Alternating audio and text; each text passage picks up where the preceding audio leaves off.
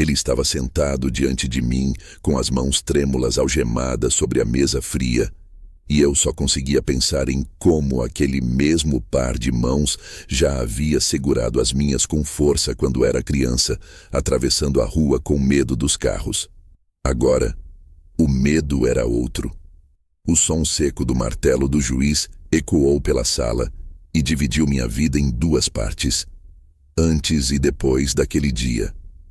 Culpado, ele disse com uma voz sem rosto, e naquele instante senti como se o chão se abrisse sob mim. Não lembro de ter chorado.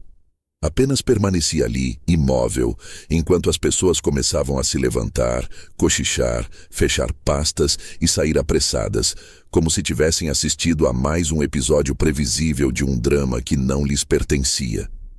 Meu advogado colocou a mão no meu ombro e murmurou algo sobre recorrer, mas eu mal escutava. Tudo o que eu podia ouvir era o som dos passos do meu filho sendo levados para fora, cada batida de sola como um prego fincado dentro de mim. Eu tinha vendido tudo. Cada centavo das minhas economias, o carro, o terreno pequeno que herdei do meu pai, até o relógio que usei no meu casamento. Tudo para pagar advogados, custas, peritos, qualquer um que dissesse que poderia provar o que eu acreditava de olhos fechados, que meu filho era inocente. Ele podia ser teimoso, impulsivo, às vezes inconsequente, mas não era um criminoso. Eu o criei com valores, e talvez essa tenha sido minha maior culpa. Acreditar que o mundo seria justo com quem é justo. Durante o julgamento eu assisti a minha família se desfazer pouco a pouco. Minha esposa, Helena, ia todos os dias no início, sentava-se ao meu lado, firme, com aquele olhar que dizia: vamos conseguir. Mas conforme os depoimentos se acumulavam, a expressão dela começou a mudar. Passou de confiança para dúvida e da dúvida para vergonha. Quando a promotora mencionou a quantia desviada, ela abaixou a cabeça e não a levantou mais. Eu, por outro lado, me agarrei à esperança como um homem se agarra à borda de um penhasco. Nos intervalos, eu tentava conversar com o advogado. Ele dizia que o caso era difícil, que as provas contra meu filho eram sólidas demais. Mas eu via nos olhos dele outra coisa: desistência. Ele já não lutava por nós, apenas cumpria um dever. O senhor precisa estar preparado, ele repetia, e eu respondia o mesmo todas as vezes: meu filho é inocente. A acusação era grave.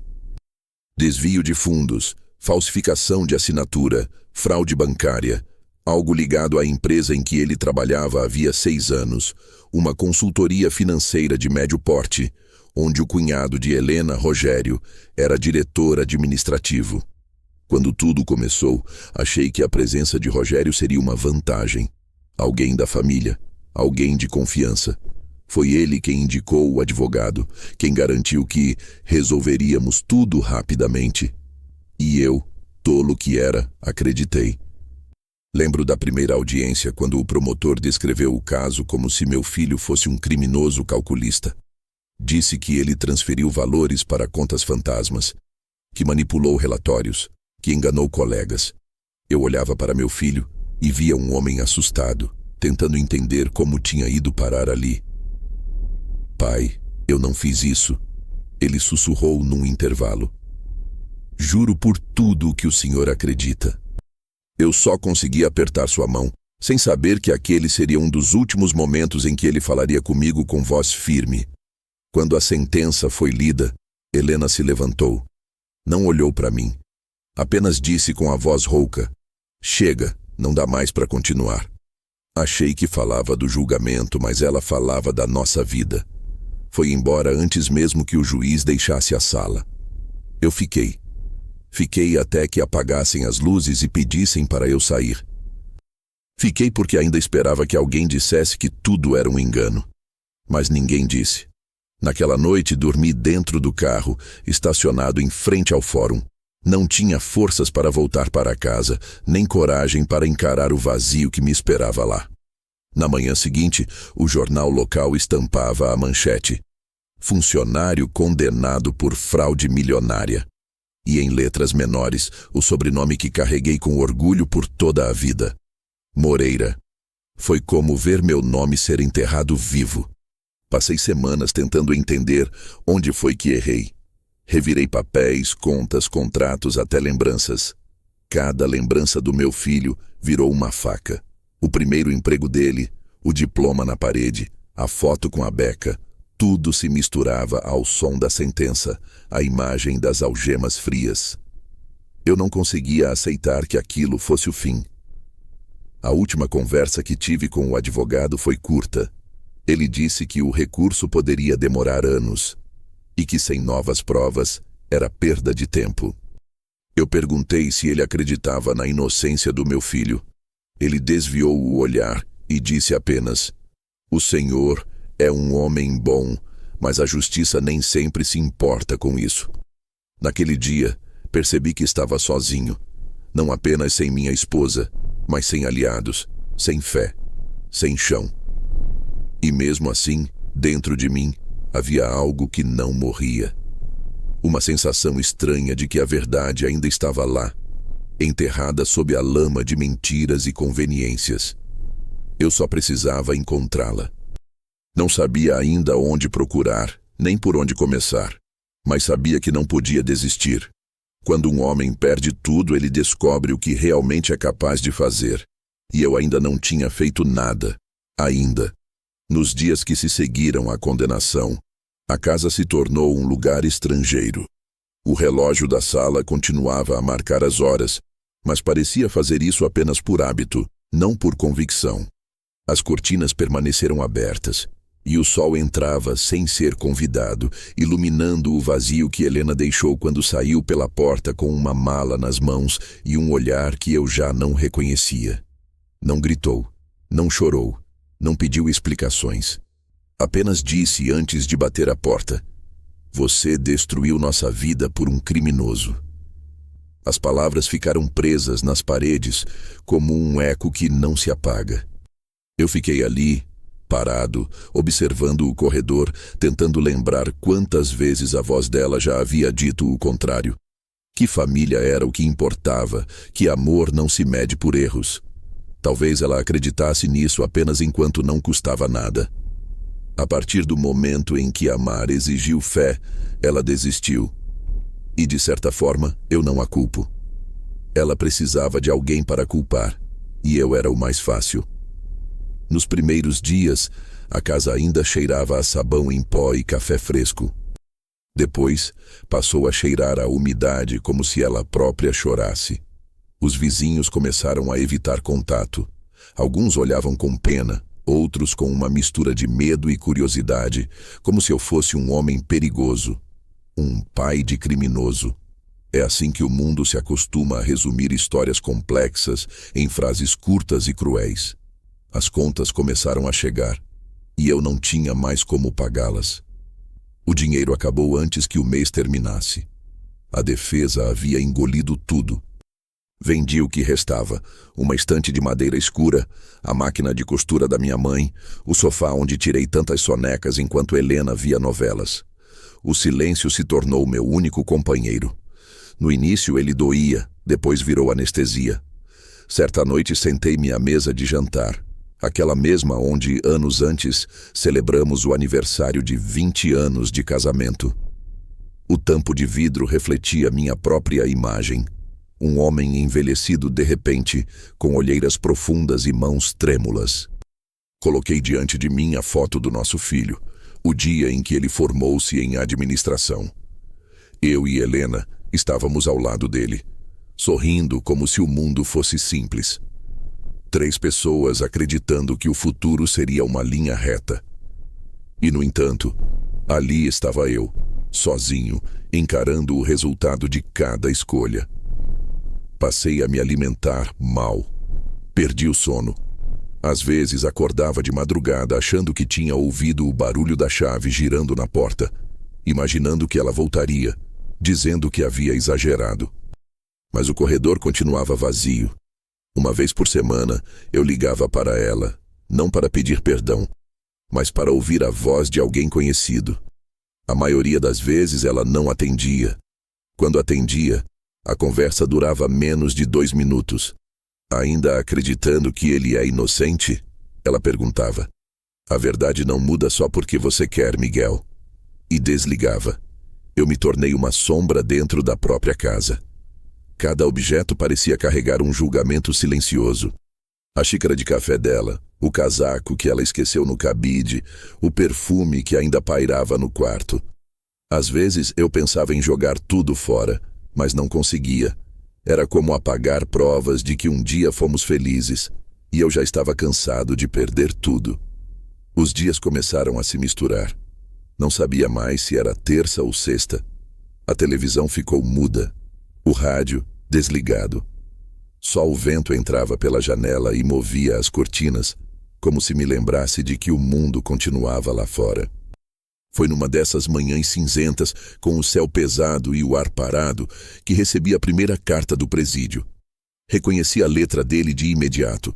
Firme, mas um pouco inclinada para a esquerda, como se as palavras tivessem pressa de chegar. "Pai, estou bem. Não se culpe. Eu sei o que você fez por mim." Li aquela frase 10 vezes. Cada vez ela pesava de um jeito diferente. Havia um perdão ali, mas também algo que me incomodava. Uma tranquilidade que eu não entendia. Ele não pedia ajuda, não reclamava, não se vitimizava. Apenas dizia que estava bem. No fim da carta, uma frase curta: "Confie em mim, as coisas não são o que parecem." Dobrei o papel com cuidado e coloquei dentro da Bíblia que ficava sobre a mesa. Naquela noite, sonhei com ele. Estávamos num campo aberto e ele apontava para o horizonte, como quando era menino, e mostrava os aviões passando. "Ali, pai, olha lá." Acordei com o coração acelerado. Ainda era escuro. Fiz café, vesti a jaqueta velha e sentei na varanda. Pela primeira vez em meses, senti que precisava vê-lo, mesmo que não dissesse nada. No dia seguinte, peguei o primeiro ônibus para o presídio estadual. A estrada era longa e silenciosa, e o balanço do veículo me fez lembrar das viagens que fazíamos quando ele era pequeno. Helena levava sanduíches, e ele sempre sentava na janela, fascinado com o movimento das árvores. Pensei nisso e senti um nó na garganta. Aquele menino ainda existia, em algum lugar dentro daquele homem de uniforme laranja atrás das grades. Quando cheguei, o guarda me mandou esperar em uma sala fria com cadeiras de plástico. O relógio marcava 9h45.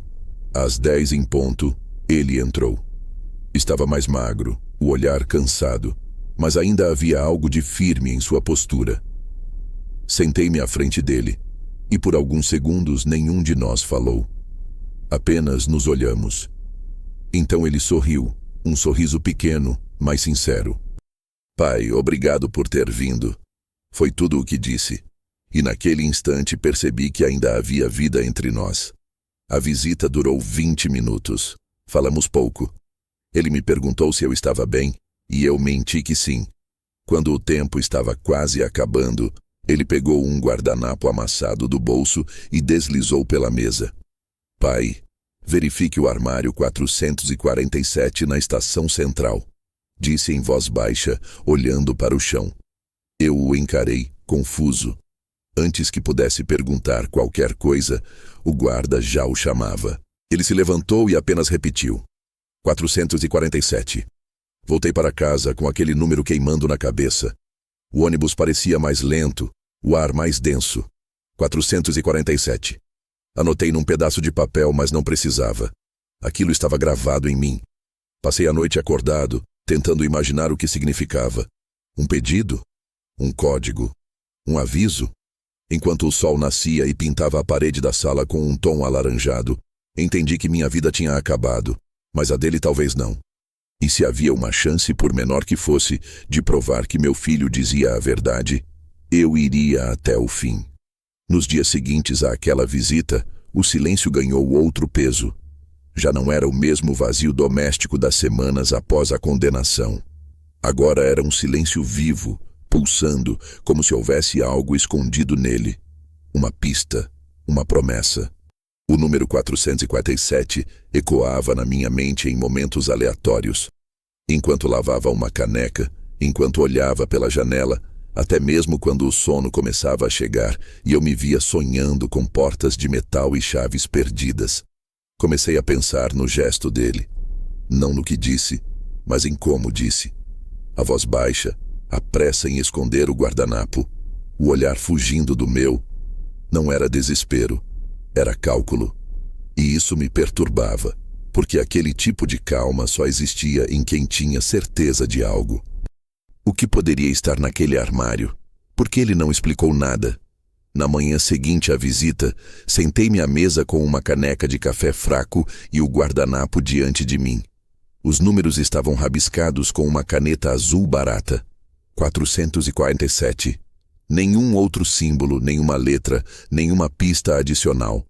A parte de trás estava limpa, mas havia uma leve mancha de gordura, como se ele tivesse usado aquilo durante alguma refeição no refeitório da prisão.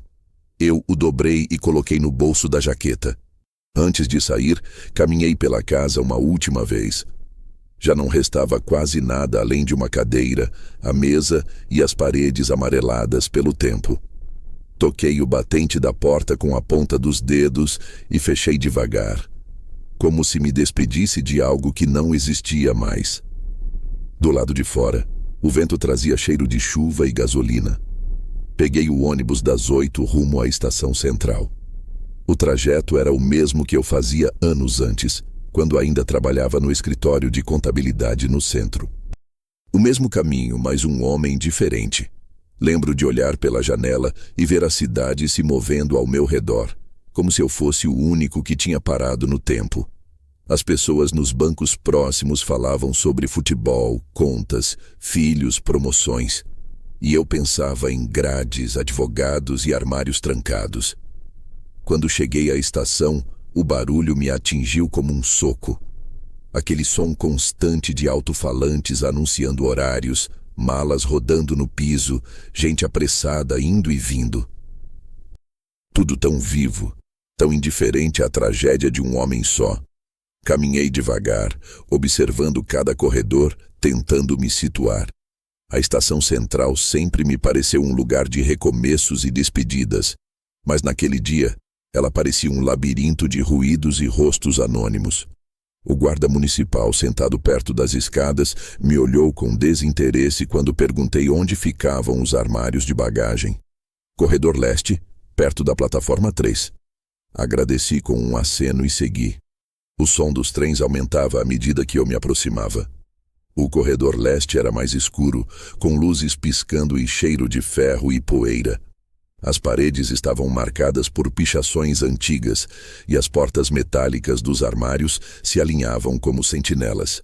Quando encontrei o número 447, fiquei parado por alguns segundos.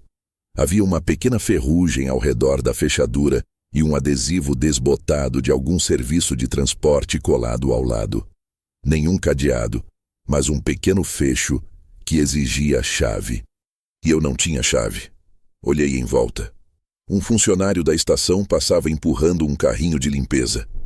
Esperei até que se afastasse e, com o canivete que sempre carreguei no bolso desde o serviço militar, forcei a tranca. O clique seco ecoou mais alto do que imaginei. Por um instante, temi ter atraído atenção, mas ninguém pareceu notar. O armário abriu com um rangido. Lá dentro, uma pasta preta, fina, envolta em um saco de supermercado. Nenhum nome, nenhum bilhete, apenas aquilo. Peguei a pasta e a pressionei contra o peito, sentindo o peso leve, mas simbólico. Caminhei até o banheiro da estação e travei a porta de uma cabine. Sentei-me na tampa do vaso e abri devagar. Dentro havia documentos, recortes de jornal, cópias de e-mails impressos, fotografias. As primeiras páginas eram extratos bancários, várias movimentações, sempre para a mesma conta, R.A. Duarte. Meu coração disparou. Duarte era o sobrenome de Rogério, o cunhado de Helena, o mesmo que ajudou com o advogado. Continuei folheando. Havia notas fiscais, comprovantes de transferência, contratos de consultoria assinados com o nome da empresa onde meu filho trabalhava. Todas datadas do mesmo período em que o crime ocorreu. No meio dos papéis, uma fotografia chamava a atenção. Meu filho sentado em um café, falando com um homem de terno escuro. O rosto do homem estava parcialmente fora do enquadramento, mas eu o reconheceria em qualquer lugar. Rogério. O detalhe que me fez gelar não foi a presença dele, mas a data impressa no verso. 2 dias antes do desvio ser descoberto. Naquele momento, entendi o que meu filho queria dizer quando escreveu: "As coisas não são o que parecem." Ele não estava apenas se defendendo, estava me entregando o fio de uma verdade que alguém tentou apagar. Fechei a pasta, o coração batendo tão forte que parecia que o som ia denunciar o que eu acabara de descobrir. Saí do banheiro com passos rápidos, o olhar fixo no chão. Parecia que todos os rostos me observavam, mas talvez fosse só culpa ou paranoia. Guardei a pasta dentro da jaqueta e deixei a estação antes que a coragem me abandonasse. Chovia fino, e o vento carregava aquele tipo de frio que parece vir de dentro. De volta em casa, se é que ainda podia chamar aquele lugar de casa, coloquei a pasta sobre a mesa e comecei a ler tudo com calma. As transações, os valores, os prazos, os nomes. Quanto mais eu lia, mais clara ficava a teia. Era como montar um quebra-cabeça que sempre esteve diante de mim, mas cujas peças haviam sido deliberadamente embaralhadas. Aquela pasta era perigosa. Entender o que estava ali significava mexer com gente que não queria ser descoberta. Mas a essa altura, eu já não tinha nada a perder. Meu nome estava sujo, minha esposa me desprezava, meu filho estava preso. O que mais poderiam me tirar? Fiquei acordado a noite inteira. O barulho da chuva lá fora se misturava ao som do meu coração. Eu sabia que aquilo era apenas o começo. O armário 447 não era um fim, era uma chave. E meu filho, mesmo atrás das grades, ainda estava lutando por justiça. Na manhã seguinte, decidi voltar à estação, mas não para devolver nada. Fui para observar, para entender se alguém mais estava de olho naquele armário. Passei horas caminhando entre as plataformas, misturado à multidão. Percebi que havia mais câmeras do que lembrava e me perguntei se alguém já tinha visto o que eu fiz. A paranoia virou prudência. A partir dali, eu precisaria agir com a mesma calma que vi nos olhos do meu filho. Naquela noite, ao deitar, percebi que algo tinha mudado dentro de mim. Não era esperança. Ainda não. Era uma sensação diferente, mais densa, como se uma força antiga esquecida começasse a despertar. Eu não era mais o homem derrotado que assistira ao julgamento de mãos atadas. Eu era o pai de um inocente, e alguém ia pagar por tê-lo colocado atrás das grades. Não dormi naquela noite. Permaneci sentado diante da mesa, com a pasta aberta, a luz amarelada do abajur, lançando sombras sobre os papéis espalhados. Cada documento parecia respirar, como se tivesse vontade própria, como se dissesse: "Você precisa me entender." Eu lia e relia as mesmas páginas, tentando montar a cronologia do crime que destruiu nossa família.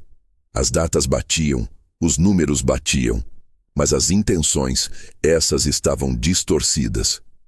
Entre as transferências e recibos havia uma anotação à mão, escrita com a mesma letra do meu filho: "Não confie em Duarte." A frase estava rabiscada num canto de extrato, quase apagada. Aquilo foi como um soco. Duarte, o sobrenome de Rogério. O mesmo homem que havia me olhado nos olhos durante o julgamento e dito que faria de tudo para ajudar. Ele, o cunhado prestativo, o tio carinhoso que tantas vezes me ofereceu conselhos sobre finanças, que nos visitava nos domingos com garrafas de vinho caro e um sorriso de quem não devia nada a ninguém. Levantei-me da mesa e comecei a andar pela casa. O chão rangia sob meus pés e o som me lembrava do tribunal.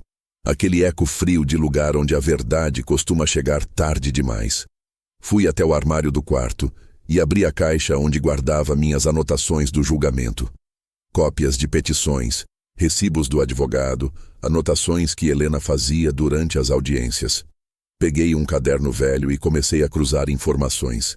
Em pouco tempo, os nomes começaram a se conectar. Rogério aparecia em mais de um documento da empresa envolvida, embora oficialmente nunca tivesse trabalhado lá. Foi ali que compreendi. Ele estava dentro do golpe desde o início. Usou meu filho como escudo. O verdadeiro autor do desvio sabia que, se algo desse errado, o rastro levaria a um funcionário comum. E quem melhor que o sobrinho de sua própria esposa, o rapaz que todos viam como ingênuo, para ser o bode expiatório perfeito? A raiva veio lenta, como uma febre que sobe aos poucos. Pensei em Helena, na forma como ela defendia o irmão, dizendo que ele tinha experiência e sabia o que fazia. Lembrei de quando ele insistiu para indicar o advogado. Agora tudo fazia sentido. A defesa nunca teve intenção de vencer. Era apenas uma encenação para me convencer de que fizemos tudo o que podíamos. Peguei o telefone, digitei o número dele e apaguei antes de apertar ligar. O que eu diria? Descobri tudo? Não, ainda não. Eu precisava de mais do que raiva. Precisava de provas irrefutáveis. Sabia que se agisse com emoção, perderia. E Rogério era o tipo de homem que contava com isso. O descontrole dos outros. Voltei à pasta. Dentro de um envelope pardo havia algo diferente. Um pendrive pequeno, preso com fita adesiva. Eu o encarei por longos minutos, com medo de inseri-lo e destruir alguma chance de verdade.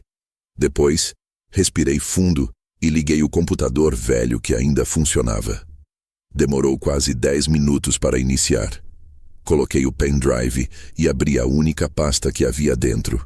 12 arquivos, planilhas, imagens e 2 vídeos curtos. Abri o primeiro vídeo. A imagem era granulada, filmada por uma câmera de segurança interna. Reconheci a sala. Era o escritório da empresa, o mesmo onde meu filho trabalhava. Um homem de terno passava apressado, falava ao telefone e, em determinado momento, assinava um documento e colocava em um envelope. O rosto não aparecia completamente, mas a voz, mesmo com o ruído, era inconfundível. Rogério. Meu coração começou a bater com tanta força que o som abafava o barulho do computador. O segundo vídeo mostrava algo ainda mais claro. Uma reunião entre Rogério e outro executivo no mesmo escritório 3 dias antes da investigação começar. Eles falavam sobre movimentar tudo antes da auditoria. Nenhum nome de meu filho foi mencionado. Era a prova. A maldita prova que o tribunal nunca viu. Fechei o laptop e fiquei parado, as mãos sobre a mesa, os olhos fixos em nada. Lá fora, o vento soprava forte, balançando a janela. Pensei em Helena. Será que ela sabia? Será que se calou por medo? Ou pior, será que participou? Essa dúvida corroía mais do que a certeza da traição. Decidi sair. Precisava respirar. Guardei o pendrive e parte dos documentos numa pasta menor, escondendo o restante sob o piso solto do quarto. Caminhei até a estação novamente, o mesmo corredor escuro onde tudo começou. Cada passo parecia um retorno ao início de um ciclo. Agora, o armário 447 estava vazio, mas não era só de metal e ferrugem que ele era feito. Aquele espaço guardava o ponto em que minha vida mudou de direção. Sentei em um banco próximo, observando o vai e vem das pessoas. Um menino corria atrás da mãe com um brinquedo nas mãos, e por um instante vi meu filho naquela cena, com 5 anos, correndo entre os trilhos da antiga estação de Sorocaba, gritando: "Olha, pai, o trem." Quase sorri, mas o peso da lembrança me impediu. Pensei em tudo o que já havia perdido. A casa, o casamento, o nome. E percebi que, pela primeira vez, não sentia pena de mim mesmo. O que senti foi propósito. Aquele guardanapo amassado, aquele número rabiscado, tinha me devolvido uma razão para respirar. E no fundo, eu sabia que meu filho me conhecia bem o suficiente para confiar que eu entenderia o recado. Ele sempre foi o mais observador. Voltei para casa no final da tarde. A luz do entardecer entrava pelas frestas das janelas, pintando as paredes de um laranja silencioso. Sentei-me na mesa com uma folha em branco e comecei a escrever o que sabia, ponto por ponto, como se estivesse montando um relatório. Fiz isso por horas, até que o sol desapareceu e só restou o som dos grilos lá fora.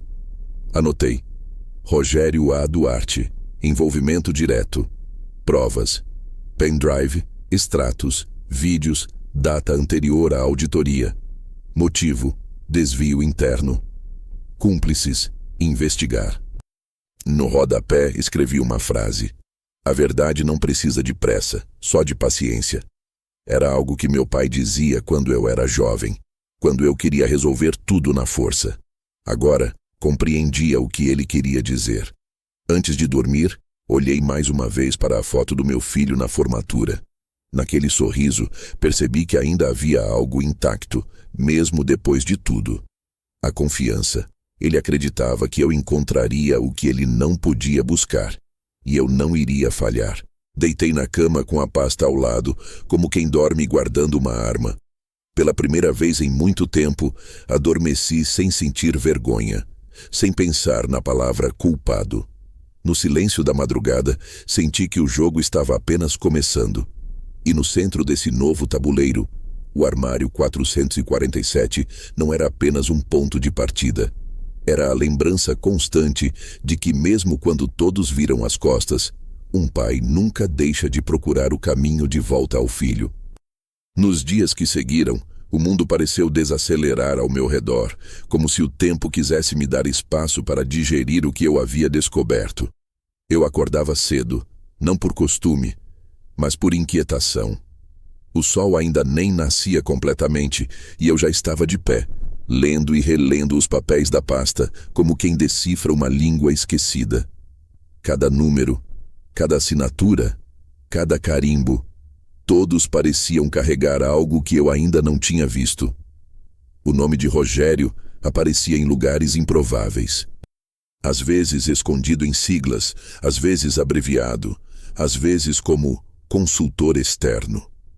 Ele sempre dava um jeito de parecer ausente, mas deixar sua sombra registrada em cada operação. Era um artista da omissão. Mas quanto mais eu lia, mais evidente ficava que aquele crime jamais poderia ter sido cometido sozinho. Havia conexões demais, e todas levavam a pessoas que, curiosamente, tinham algo a perder caso a verdade viesse à tona. Em um dos documentos, encontrei uma lista de fornecedores falsos, empresas de fachada criadas para justificar a saída do dinheiro. Uma delas me chamou a atenção: Duarte em Faria Consultoria, aberta 3 meses antes do desvio e encerrada no mesmo dia em que a investigação começou. O endereço era um prédio comercial no centro, no 8º andar. Passei 2 dias pensando se deveria ir até lá. Parte de mim queria correr para a polícia e entregar tudo, mas outra parte, a que aprendeu que justiça sem prova sólida é só mais uma esperança tola, dizia que ainda não era a hora. Na 3ª manhã, decidi ir. Coloquei o pendrive e os papéis mais importantes em uma pasta discreta. Vesti uma camisa limpa e desci a rua com um frio diferente. Não o da madrugada, mas o da incerteza.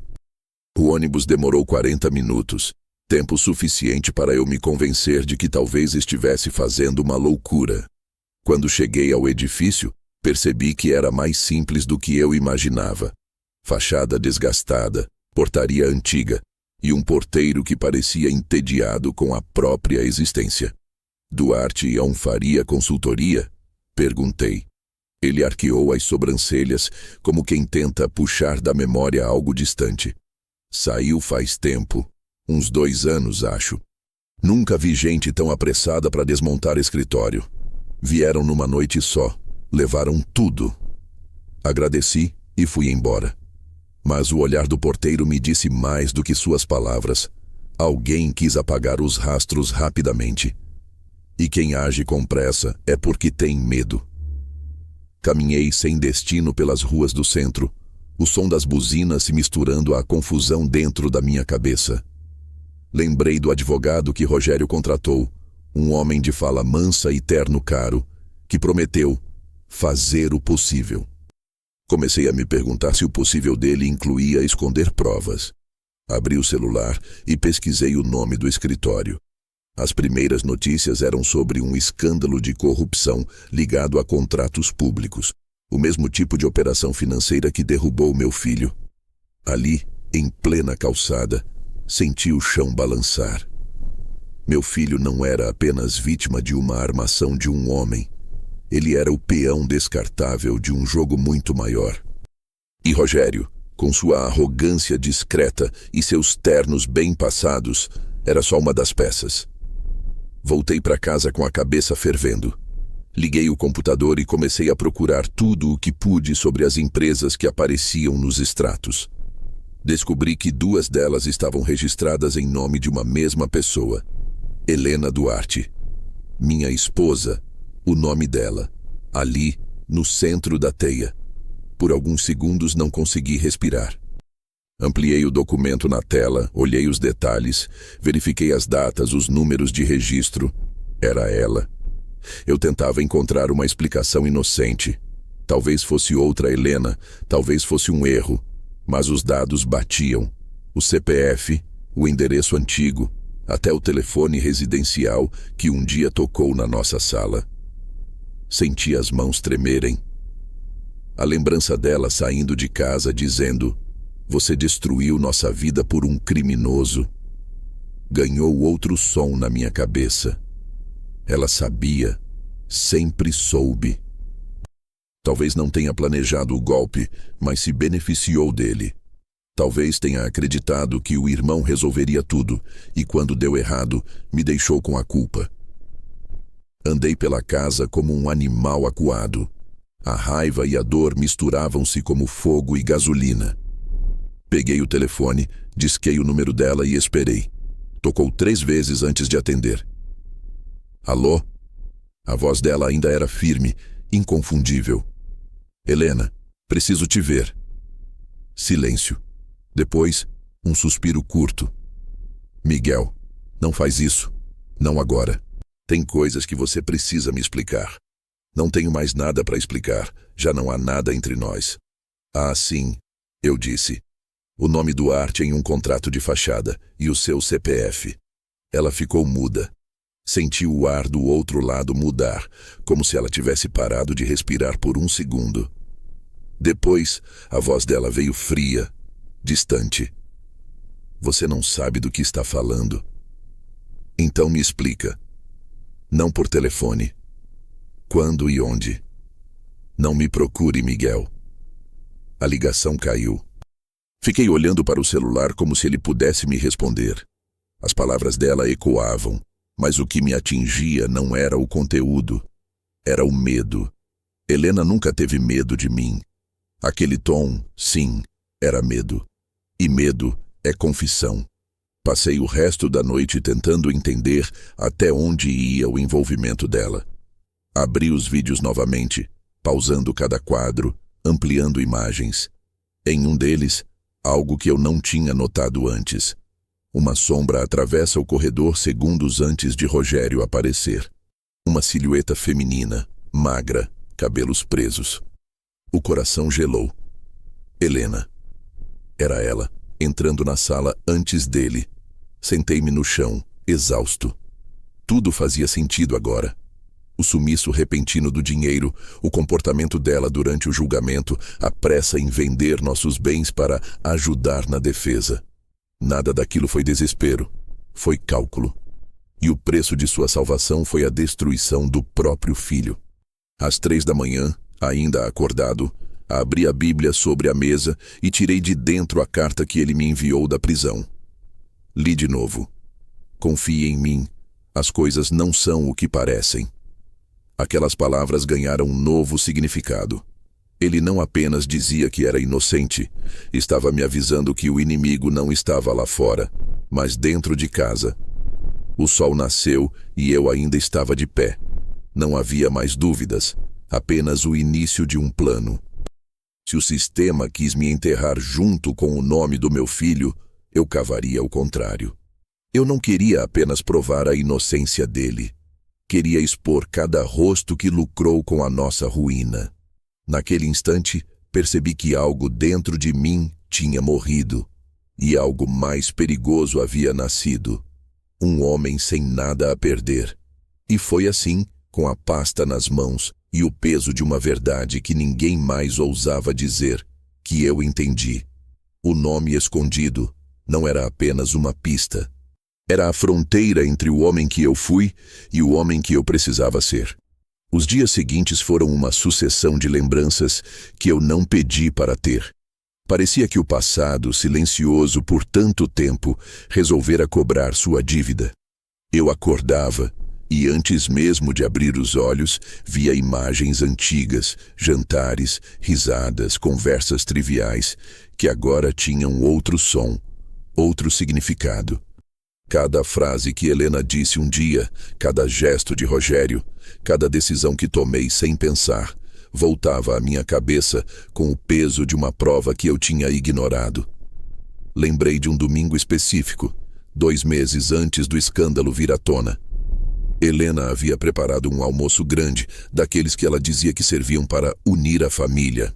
Rogério chegou com 2 garrafas de vinho caro, o mesmo sorriso de sempre, e passou o almoço todo falando sobre novos investimentos, sobre como a empresa estava crescendo e sobre oportunidades que viriam para todos nós. Naquele dia, ele fez questão de me elogiar por ter criado um filho dedicado e inteligente. Agora, lembro do modo como ele disse dedicado, arrastando a palavra, como quem ri por dentro. Depois do almoço, fiquei com meu filho na varanda. Ele estava inquieto. Perguntei se havia algo errado e ele respondeu: "Só ando cansado, pai. Muita pressão no trabalho." Achei que fosse apenas o peso da idade adulta do mundo real.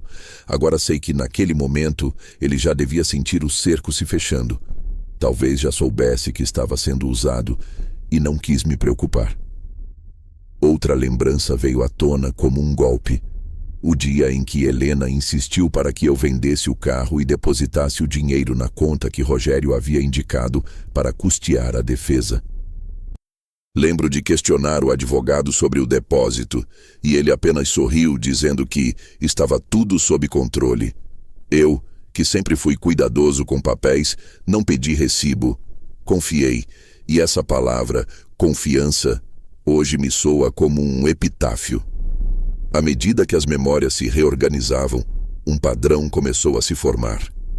Nenhuma das decisões que tomamos, mudar de advogado, vender o carro, contratar peritos indicados por Rogério, partiu realmente de mim ou de Helena. Foram empurradas, sugeridas, disfarçadas de conselhos, sempre por ele. Era como se, desde o início, cada movimento tivesse sido planejado para garantir que, quando o castelo ruísse, as pedras caíssem todas sobre nós. Passei uma tarde inteira revirando papéis antigos. Encontrei pastas com contas pagas, cópias de contratos e até cartas que Helena me escreveu nos primeiros anos de casamento. Em uma delas, datada de 1994, ela dizia: "Você é a pessoa mais previsível e honesta que eu conheço." Às vezes isso me assusta. Eu nunca entendi o que ela quis dizer com aquilo. Até agora. Minha previsibilidade foi minha fraqueza. Eu sempre acreditei que integridade bastava, que o bem se sustentava sozinho. Helena aprendeu antes de mim que o mundo não funciona assim. E quando a verdade ameaçou alcançá-la, ela escolheu sobreviver. No quarto, sentei diante da foto do nosso casamento. Ela estava linda, rindo, segurando meu braço com força. Tentei enxergar naquele sorriso algum indício do que viria depois, mas não havia nada. Talvez porque a corrupção das pessoas não comece de repente. Ela cresce devagar, como um mofo, até que o afeto que um dia foi sincero se torne apenas utilitário. À noite decidi escrever tudo. Abri um caderno novo e comecei a montar uma linha do tempo. O desvio, as transferências, os encontros, as mudanças de comportamento, as frases soltas que antes pareciam sem importância. Anotei tudo. Cada pequeno detalhe era agora uma peça de um quebra-cabeça que só eu podia montar. Enquanto escrevia, percebi o quanto a solidão havia deixado de me ferir. Antes, o silêncio era castigo. Agora, era ferramenta. Eu podia pensar sem interferência, planejar sem ser interrompido, respirar sem me justificar. Foi nesse vazio que encontrei lucidez. E a lucidez, às vezes, é mais letal que a raiva.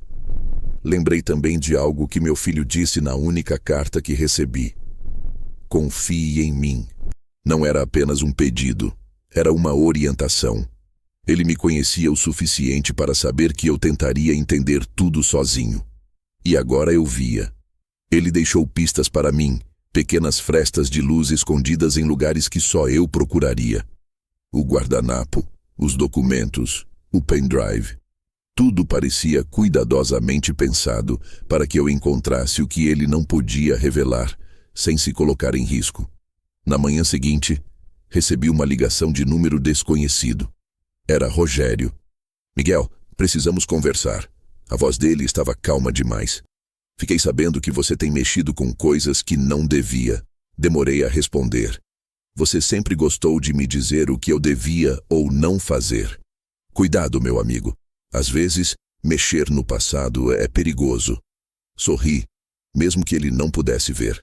Às vezes, é a única forma de sobreviver ao presente. Ele ficou em silêncio por alguns segundos antes de encerrar a ligação.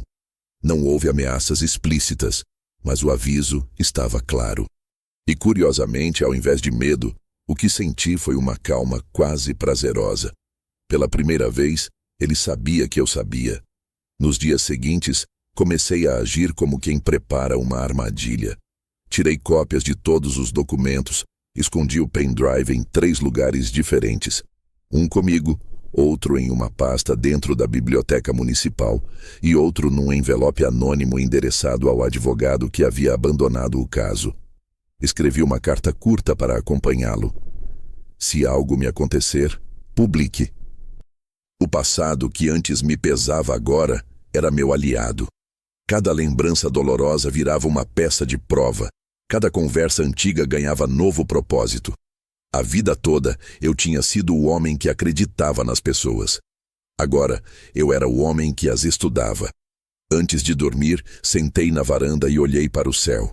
Havia uma lua enorme e o vento trazia o som distante dos trens da estação. Pensei em meu filho, talvez naquela hora deitado em uma cama fria de cela, e senti algo diferente de pena. Senti respeito. Ele havia resistido sem me entregar e, de alguma forma, havia confiado que eu seria capaz de decifrar tudo. E foi nesse instante que percebi que minha vida, aos olhos do mundo, podia ter se transformado em ruína, mas internamente, onde realmente importa, eu estava mais inteiro do que nunca, porque finalmente entendi que o passado não serve apenas para doer. Ele serve para iluminar o que o presente tenta esconder. E naquela noite, ao fechar os olhos, prometi a mim mesmo, quando essa verdade vier à tona, ninguém mais vai usar o nome do meu filho para se proteger. A partir daquele dia, minha rotina deixou de existir.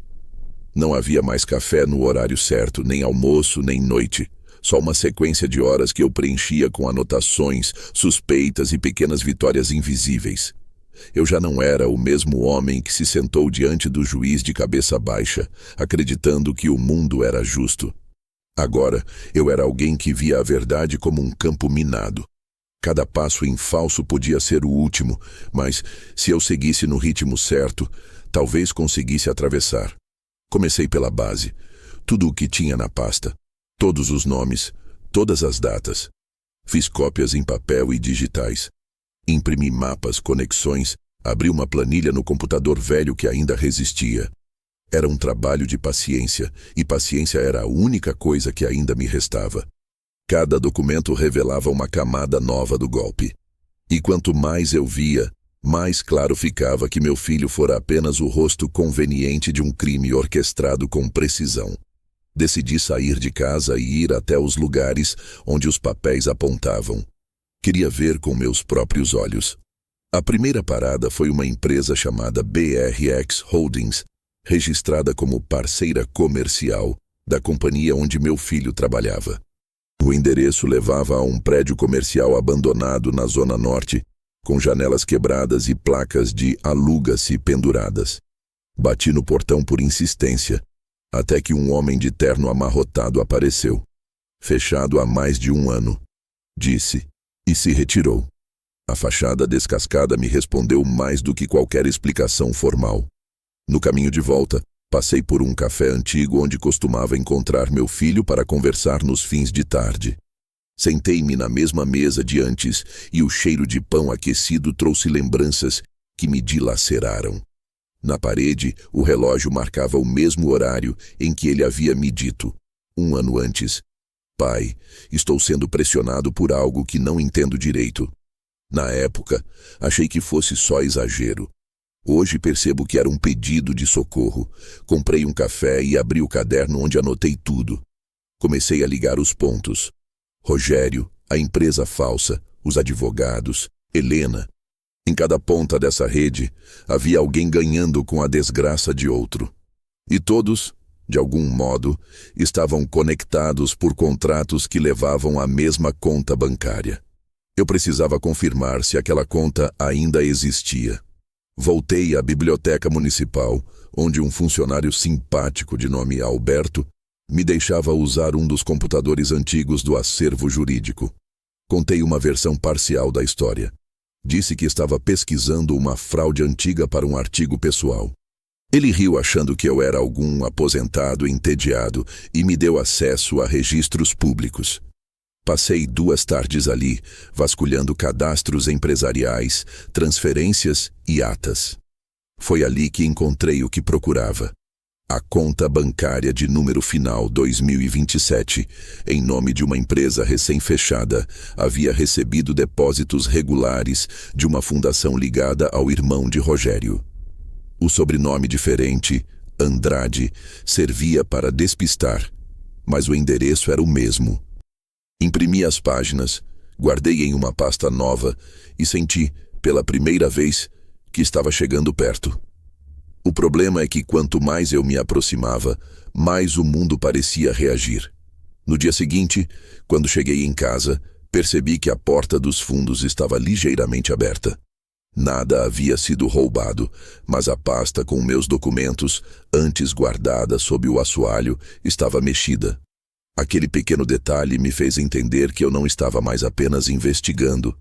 Agora, alguém também me observava. Pensei em ir à polícia, mas logo percebi a ironia. Eu, o pai de um condenado, denunciando um crime cometido por pessoas influentes, sabia o que fariam com minha queixa. A verdade não tem espaço nos corredores do poder quando vem de um homem arruinado. Então, fiz o que sempre fiz. Calei e continuei. Nos dias seguintes, adotei o silêncio como armadura. Parei de usar o telefone, evitei vizinhos, deixei de frequentar os lugares de sempre. Passava horas na biblioteca, copiando tudo à mão em cadernos diferentes, espalhando partes do quebra-cabeça em lugares separados. Não podia correr o risco de perder tudo de uma vez. Foi nesse processo que encontrei alguém que mudaria o curso da investigação. Uma tarde, ao sair da biblioteca, fui abordado por uma mulher de meia idade, óculos grandes e cabelo preso. "O senhor é o pai do rapaz condenado no caso Duarte?" perguntou com cuidado. Meu instinto foi negar, mas havia algo em seu olhar, uma mistura de curiosidade e empatia, que me fez responder: "Sou." Ela se apresentou como Marina, ex-contadora da empresa envolvida. Disse que havia pedido demissão meses antes do escândalo e que o que viu a atormentava até hoje. Nos sentamos em um banco da praça em frente. Ela contou que, semanas antes da investigação começar, Rogério e o diretor financeiro haviam passado noites inteiras na empresa, apagando registros e manipulando planilhas. Ele dizia que era para ajustar o fluxo interno, mas quando vi as datas e valores, percebi que estavam escondendo algo grande. Contou. Perguntei se ela tinha provas. Ela hesitou, olhou ao redor e tirou do bolso um envelope amassado. Dentro 3 folhas impressas, cópias de e-mails trocados entre Rogério e o advogado, discutindo o que chamavam de distribuição dos lucros após a auditoria. Nenhum nome do meu filho aparecia ali. Nenhum. Agradeci e perguntei por que me procurara só agora. Porque eu vi o senhor aqui na biblioteca esses dias, disse. E vi que ainda está lutando. A maioria teria desistido. Levei os documentos para casa, com as mãos tremendo. Cada palavra que lia era como uma pedra sendo retirada de cima da cova, onde enterraram a verdade. Agora eu tinha provas sólidas de que o desvio havia sido cometido por Rogério e acobertado por quem deveria ter defendido meu filho.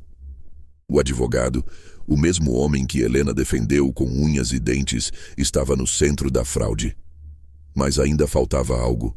O elo que ligasse tudo oficialmente à condenação. Precisava provar que as provas do julgamento foram manipuladas. Comecei a visitar fóruns, conversar com ex-funcionários, pesquisar advogados independentes. Foi num desses dias que reencontrei Carlos Mendonça, um antigo colega de faculdade, agora investigador particular. Ele se lembrava de mim.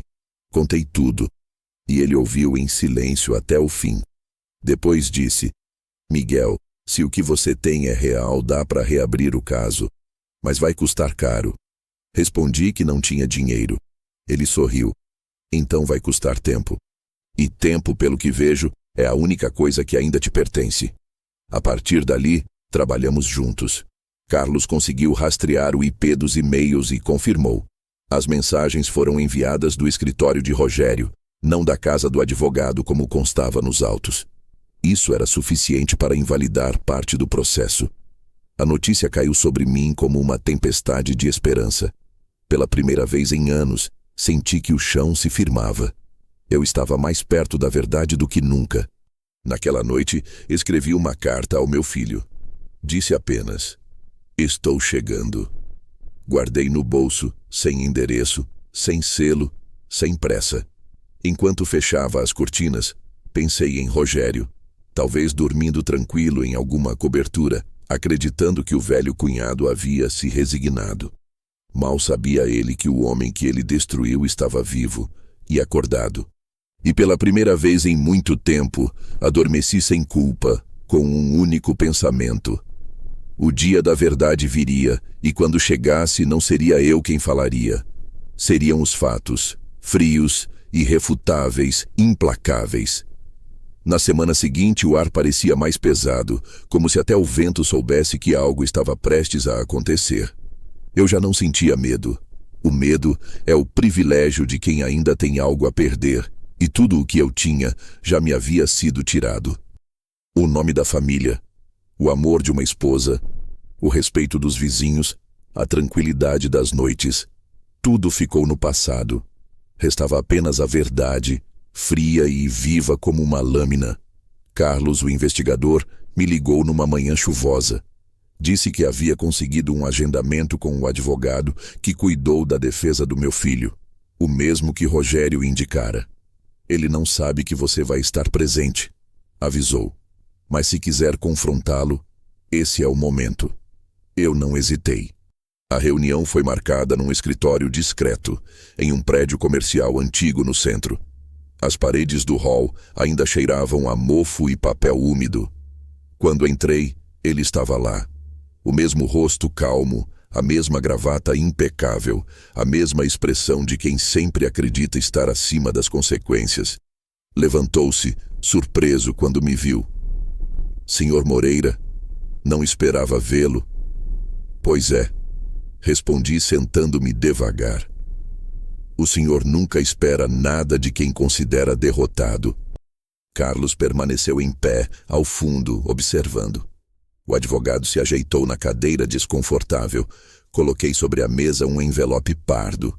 Ele olhou, mas não tocou. O que é isso? Os e-mails entre você e Rogério Duarte. Disse as palavras com calma, saboreando o impacto. As instruções sobre as transferências, as correções de fluxo, as assinaturas que o senhor forjou para o relatório de auditoria. Tudo. O silêncio que se formou tinha um peso físico. O homem respirou fundo. Tentou manter a compostura. Isso é absurdo. De onde tirou?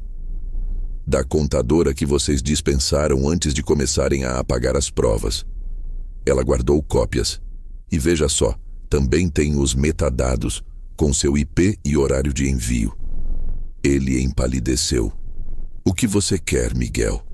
Perguntou, baixando a voz. Eu quero o que tiraram de mim, o nome limpo do meu filho. Ele se recostou na cadeira, tentando reorganizar a mente. Eu sabia que ali não haveria confissão. Gente como ele não admite nada sem testemunhas. E é por isso que eu tinha uma. Carlos gravava tudo discretamente com um microfone preso ao relógio. Depois de alguns minutos de silêncio, o advogado tentou recuperar o controle.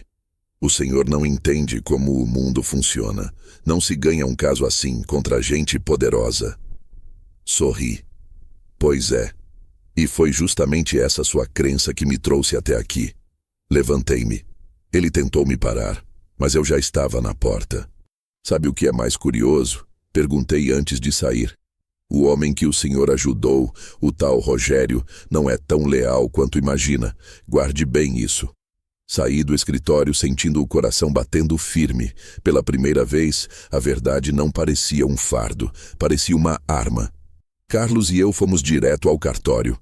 Lá, registramos cópias autenticadas dos documentos e protocolamos um pedido de reabertura de processo junto à defensoria.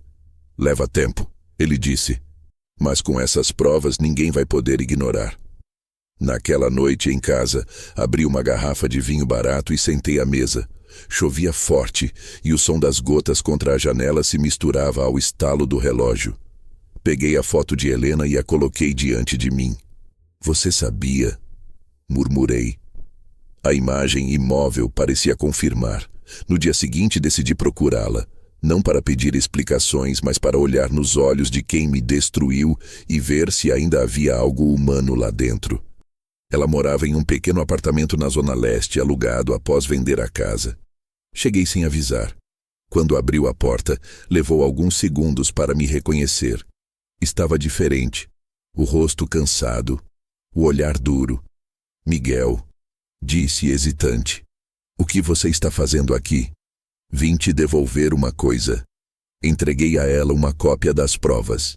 Ela olhou por cima dos papéis sem entender. É sobre o Rogério. Continuei. Sobre o golpe. Sobre o fato de o nosso filho ter sido usado. Ela largou os papéis sobre a mesa e se afastou. Isso é coisa sua. Não. Falei firme. É coisa nossa. Ou era, antes de você trocar a verdade pelo conforto. Helena apertou as mãos, nervosa. Você não entende, Miguel. Eu só quis proteger a família. E em nome de proteger, você destruiu o único inocente entre nós. Ela me olhou, os olhos marejando, mas não respondeu. O silêncio dela era mais revelador do que qualquer confissão. Eu sabia. Ela sabia que eu sabia. Ele confiava em você, continuei. Mesmo depois de preso, ainda achava que a mãe acreditava nele. Ela começou a chorar. E por um momento, eu vi nela o mesmo olhar que me cativou há 30 anos. O olhar da mulher que dizia que família é tudo. Mas essa lembrança já não me tocava. O amor que sente vergonha não é amor, é conveniência. Peguei os papéis de volta e guardei na pasta. Ainda dá tempo de escolher o lado certo, Helena. Amanhã, quando tudo isso vier à tona, seu silêncio vai pesar mais do que sua culpa. Saí antes que ela dissesse qualquer coisa. O corredor do prédio cheirava a desinfetante e arrependimento. Desci as escadas devagar, mas sentia o corpo leve. Era como se, ao encará-la, eu tivesse devolvido a ela o peso que carreguei sozinho por tanto tempo. Nos dias seguintes, Carlos fez contato com um jornalista de confiança, Um homem que já havia denunciado escândalos políticos antes. Marcamos um encontro em um bar discreto. Entregamos a ele um dossiê completo. Os e-mails, os vídeos, os documentos do pendrive, o depoimento de Marina, tudo. Ele leu em silêncio, folheando as páginas, e depois me olhou com uma expressão de quem tinha acabado de tropeçar em algo grande. Se eu publicar isso, vai ter gente graúda caindo, disse. Só quero que caia quem me fez assistir à injustiça calado. Respondi. Ele assentiu e apertou minha mão. Vai ser arriscado. O senhor está preparado? Eu já perdi tudo que me definia. O que sobrou é o que realmente sou. Na volta para casa, vi a cidade de outro jeito. As luzes dos postes refletiam no asfalto molhado e, por um instante, senti algo parecido com paz. Não porque tudo estivesse resolvido, mas porque, pela primeira vez, eu não devia explicações a ninguém. Naquela noite, dormi com o telefone desligado e a pasta trancada dentro do guarda-roupa. E mesmo sem saber o que viria, algo em mim dizia que a verdade, enfim, estava se movendo. 2 dias depois, às 6 da manhã, Carlos me ligou. Saiu. Está em todos os portais. Corri até o computador. Lá estava a manchete. Empresário influente é acusado de fraude milionária e manipulação de provas em caso de 2019. Abaixo, o nome, Rogério Duarte. O corpo todo estremeceu. E enquanto lia, percebi que, em algum lugar, naquele mesmo instante, meu filho também devia estar lendo, talvez sentado no beliche frio da cela, finalmente sentindo que o mundo havia escutado o que ele gritou em silêncio por tanto tempo. Naquela manhã, pela primeira vez desde o julgamento, o café teve gosto de verdade. Na manhã seguinte à publicação da matéria, o telefone não parava de tocar. Eu não atendia. As vozes deixavam recados nervosos, curiosos, uns de solidariedade, outros de pura curiosidade mórbida. O jornalista havia feito um trabalho meticuloso, apresentou provas, datas, nomes e documentos. A reportagem não deixava brechas, dizia o que o sistema negou durante anos. Que meu filho fora condenado com base em provas adulteradas, manipuladas por uma rede de corrupção que envolvia o advogado da defesa, a contadora da empresa e o então diretor administrativo, Rogério Duarte. O nome dele, estampado nos jornais, parecia surreal. Durante tanto tempo, ele foi o homem que todos elogiavam nas festas de família, o exemplo de sucesso, o tio Rogério, que ajudava todo mundo. Agora, seu rosto estava sob o título Empresário acusado de fraude e obstrução de justiça. A matéria citava o nome do meu filho várias vezes, agora não como culpado, mas como vítima. Antigo funcionário da Duarte Consultoria condenado em 2019, pode ter sido usado como bode expiatório em esquema de desvio de verbas internas, dizia o trecho principal. Li aquelas linhas e senti as mãos tremerem, não de raiva, mas de alívio. Era a primeira vez em 4 anos que a verdade ganhava voz fora da minha cabeça. Saí para comprar o jornal impresso. O jornaleiro, que sempre evitava me encarar, me olhou com espanto. Quando estendi o dinheiro, ele hesitou, depois disse: "Seu filho, né? Vi aqui. É terrível o que fizeram." Eu só assenti. Guardei o jornal debaixo do braço e caminhei sem pressa pelas ruas, sentindo algo estranho. Olhares diferentes. Não mais os de desprezo, mas os de respeito silencioso, ou de culpa. À tarde, o jornalista me ligou. Disse que a repercussão estava maior do que imaginava. A matéria havia sido replicada por grandes portais e uma rádio local queria me entrevistar. Eu recusei. Não queria fama, queria justiça. Ele insistiu. A voz de um pai pode ajudar a acelerar o processo. Concordei em gravar apenas um depoimento breve, sem exposição, apenas para confirmar a autenticidade dos documentos. Gravamos na biblioteca, o mesmo lugar onde tudo começou. Lembro do som distante das páginas sendo viradas, do eco dos passos entre as estantes. A câmera era simples, e o jornalista pediu que eu apenas contasse como descobriu tudo. Eu disse pouco. Falei sobre o guardanapo, o número 447, o armário na estação. Contei que às vezes a verdade se esconde em lugares pequenos, e que quem tem paciência para procurá-la sempre acaba encontrando. Quando a entrevista foi ao ar, o vídeo se espalhou rapidamente. Eu não imaginava a força que aquilo teria. As redes sociais começaram a encher de comentários. Uns me chamavam de herói, outros diziam que eu devia processar o Estado, e havia os que simplesmente escreviam: um pai de verdade.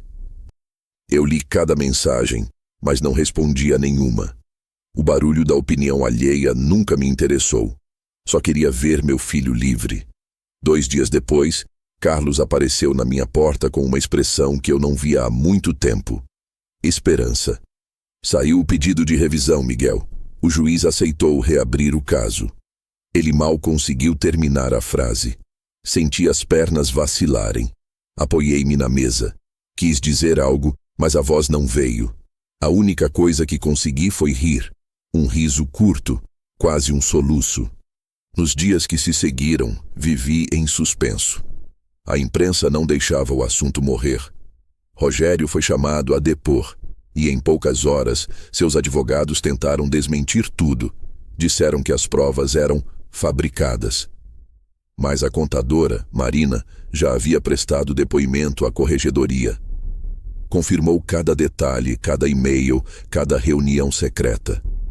O cerco estava se fechando. Helena me ligou 3 dias depois. Atendi sem pressa. Do outro lado, a voz trêmula: Miguel, eu não sabia que ia chegar a esse ponto. Mas chegou, respondi. Ela tentou se justificar. Disse que Rogério prometera resolver tudo, que ela acreditou, que teve medo.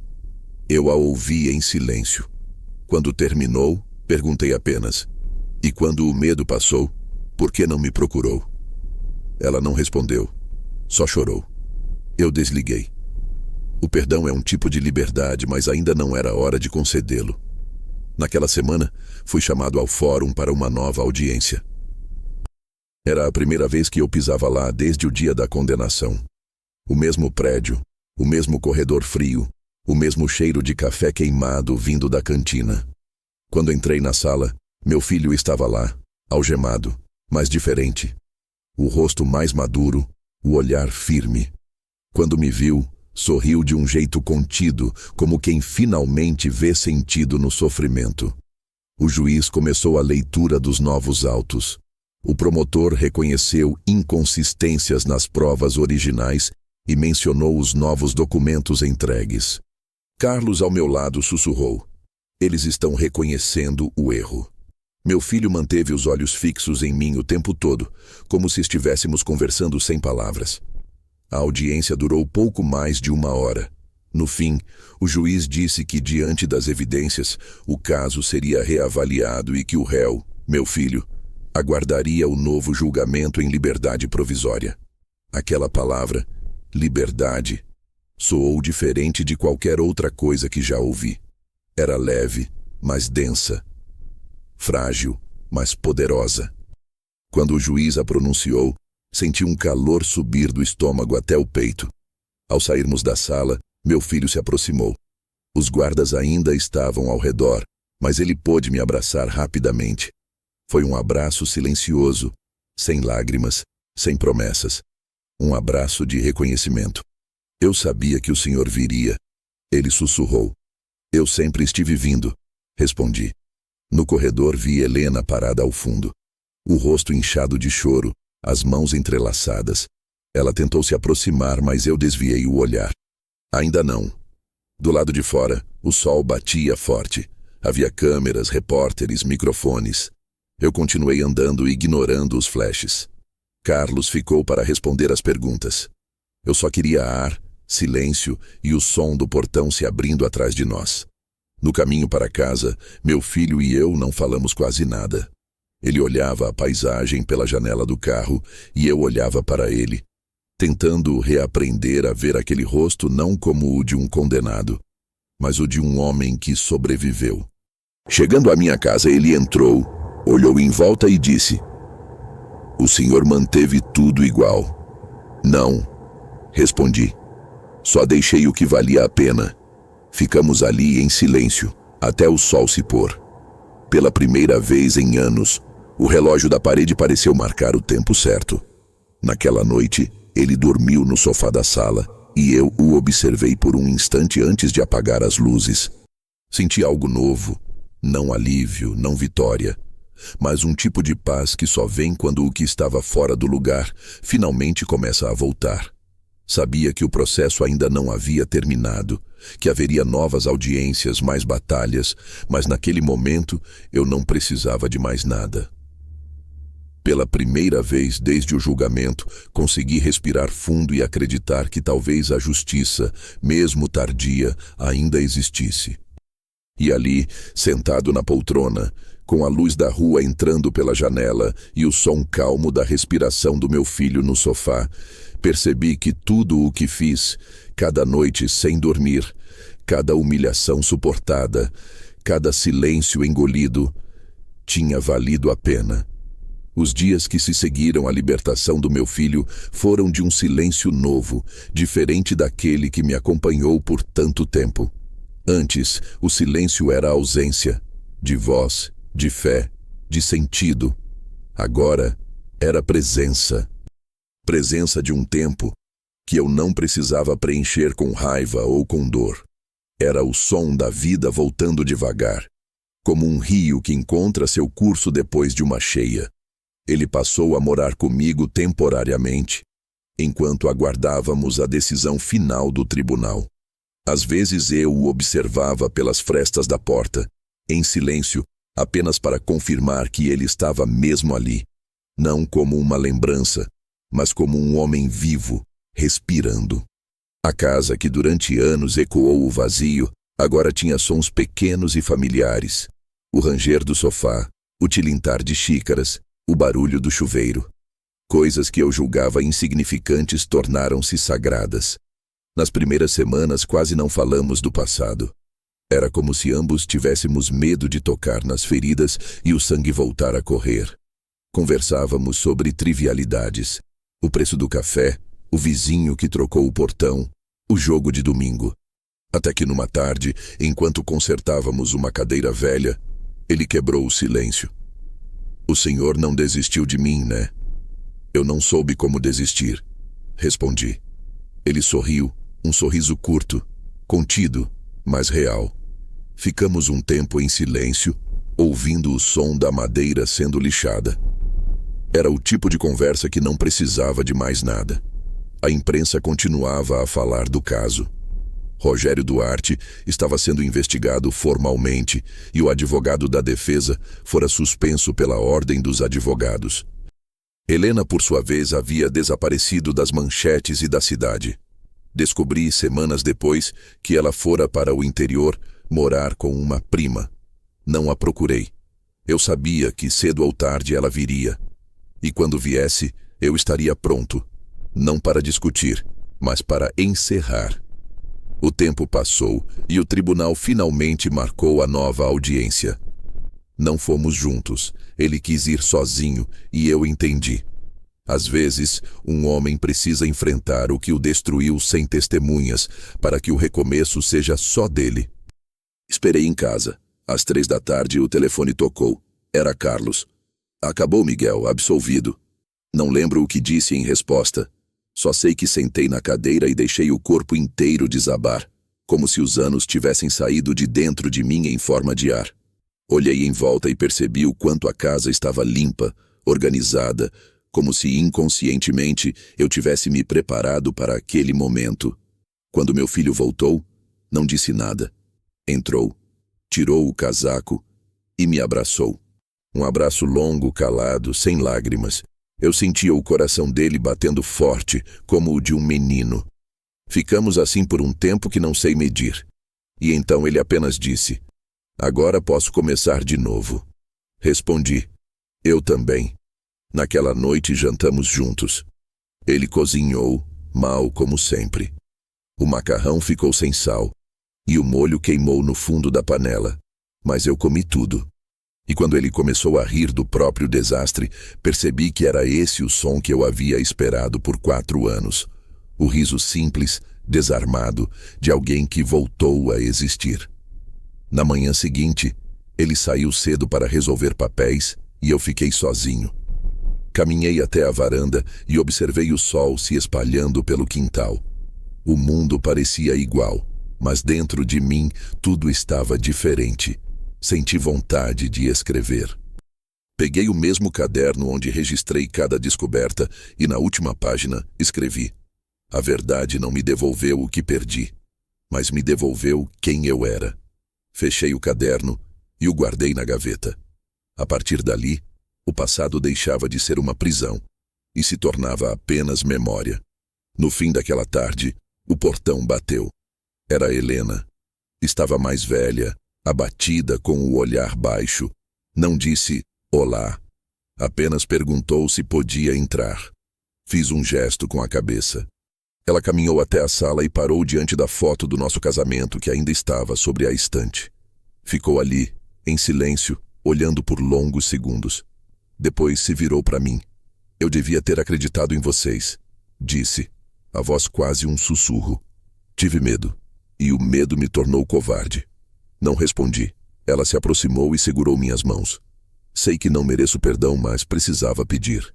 Olhei para ela e percebi que o rancor, aquele que me mantivera de pé por tanto tempo, já não tinha mais lugar dentro de mim. Guardei silêncio, não por dureza, mas por paz. Às vezes o perdão não é dito, é apenas sentido. Tirei as mãos das dela devagar e disse: o tempo já fez o que eu não conseguiria. Ela assentiu, os olhos marejados, e saiu. Vi-a atravessar o portão e desaparecer na rua, e com ela foi também o último peso que restava. Naquela noite, acendi a luz da cozinha e preparei café. Peguei o guardanapo amassado que guardei todos esses anos, o mesmo com o número 447, e o coloquei sobre a mesa. Toquei o papel com os dedos e percebi o quanto ele havia envelhecido, amarelado nas bordas, mas ainda firme. Pensei em jogá-lo fora, mas não consegui. Aquele pequeno pedaço de papel era o ponto onde a dor começou e onde a redenção nasceu. Meu filho chegou tarde. Tinha o olhar tranquilo, o rosto leve. Trazia nas mãos um envelope. Pai, disse, consegui o emprego de volta. Em outra empresa, outra cidade. Quero começar do zero. Eu o abracei e pela primeira vez senti que podia deixá-lo ir sem medo. Depois que ele dormiu, fui até a varanda. O céu estava limpo, cheio de estrelas, e o som distante do trem da estação chegou até mim como um eco antigo, lembrando-me de onde tudo começou. Pensei em meu pai, pensei em James, meu neto, que ainda nem nasceu, e pensei em mim. A justiça, percebi, não é feita por tribunais nem por manchetes. A verdadeira justiça acontece quando o que foi quebrado dentro de nós se recompõe em silêncio, sem alarde. E naquela noite, sozinho na varanda, senti exatamente isso. A reconstrução invisível de um homem que sobreviveu à própria ruína. Peguei o guardanapo, dobrei com cuidado e o guardei de volta na carteira. E ali, sob o som do vento e o cheiro de café frio, fechei os olhos e disse, baixinho: meu filho está livre, e eu também. O resto, a culpa, a vingança, o passado, ficou lá atrás onde pertence.